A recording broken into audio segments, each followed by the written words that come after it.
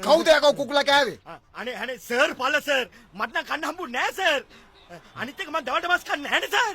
මස් කන්න? එහෙනම් කොයකෝ මෙතන ඉන්න කුකුලා? කතා කරපියා. කො කුකුලා? අනේ මං කෑවේ නෑ සර්. කෑවේ නෑ? නෑ සර්. රානි.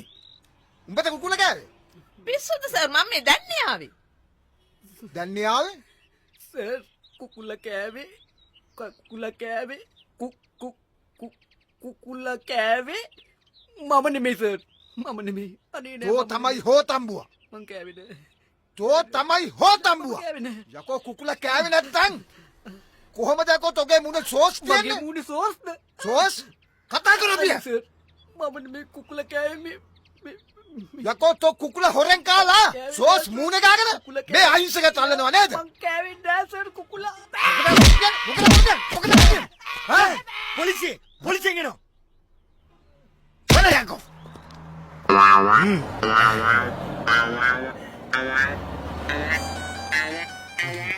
සර්ට වරෙන්තුවක් තියෙනවා. කවුද යකෝ මට වරන්ති ඇහුවේ?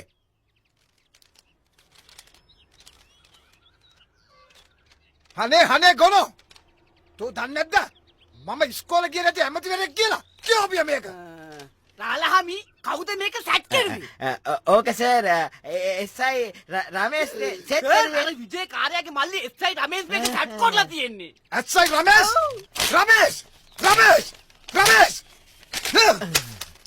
නෑ උගේ නංගි ලස්සනද? ලස්සනයි සර්. තිරූපයක් වගේ. ඒ කිව්වා අපි උස්සන්න ඕනේ. ඔව් සර්. අපි හොඳ ගේමක් දෙන්න ඕනේ.